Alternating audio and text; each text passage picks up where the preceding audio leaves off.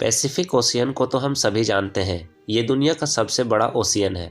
इसका क्षेत्रफल 165.2 million square kilometre है, जो कि लगभग 7 महाद्वीपों के कुल क्षेत्रफल के बराबर है। मतलब ये इन 7 महाद्वीपों के तमाम समतल जमीन, पहाड़, रेगिस्तान आदि सूखी जमीन के बराबर अकेला पैसिफिक ओशियन है। इसके अलावा पैसिफिक ओशियन में हजारों ऐसे आइलैंड हैं जिनमें कोई इंसान नहीं रहता। अब कल्पना कीजिए कि अगर कोई आदमी पैसिफिक ओशियन में खो जाता है तो उसका मिलना लगभग नामुमकिन होगा। आज की इस वीडियो में मैं आपको एक ऐसे ही सच्ची घटना के बारे में बताने जा रहा हूँ। यह कहानी है एक निडर मछुआरे जोस सल्वाडोर अल्वारेंगा की। वही अल्वारेंगा जो मछली पकड़ने के लिए समुद्र में उतरा तो लेकिन उसे वापसी में पूरे 438 दिन लग गए। 17 नवंबर 2012 यह वह तारीख है जब अल्वारेंगा मैक्सिको के एक गांव से निकला और गहरे समुद्र में मछली पकड़ने उतर गया।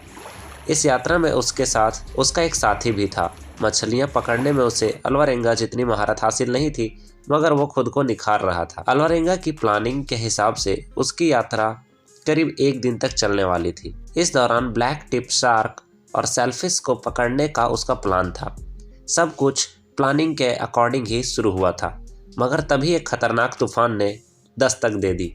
भारी बारिश और तेज हवाओं के कारण उसे खतरे की चेतावनी मिल चुकी थी। इसके बावजूद वो आगे बढ़ता रहा। ये रिस्क उसे भारी पड़ा। ये 5 दिन तक चलने वाला तूफान उसे अपने साथ बहा ले गया।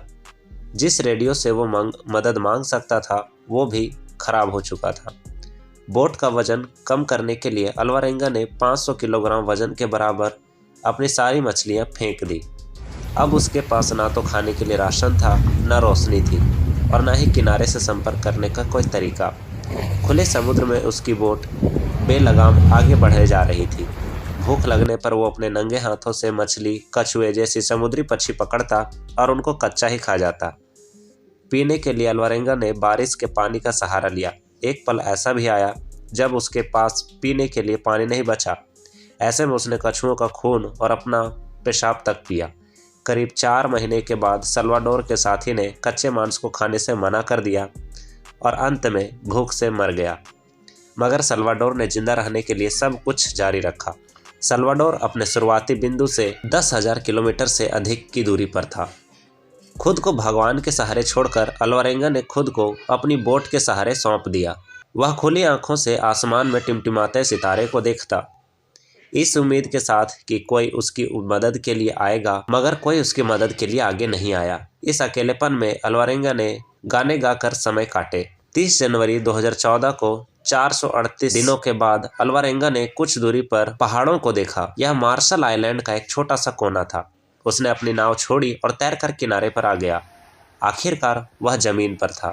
किनारे पर पहुंचकर जैसे ही वो खड़े होने की कोशिश करता, वो गिरकर बेहोश हो जाता था। जल्दी ही वहां के स्थानीय लोगों की नज़र उस पर पड़ी। वे इसे अपने घर ले गए। इसके बाद उन्होंने इसकी जानकारी सरकार को दी। पुलिस जब मौके पर पहुंची तो उसने देखा कि अल्वारेंगा के घुटने सूजे हुए थे।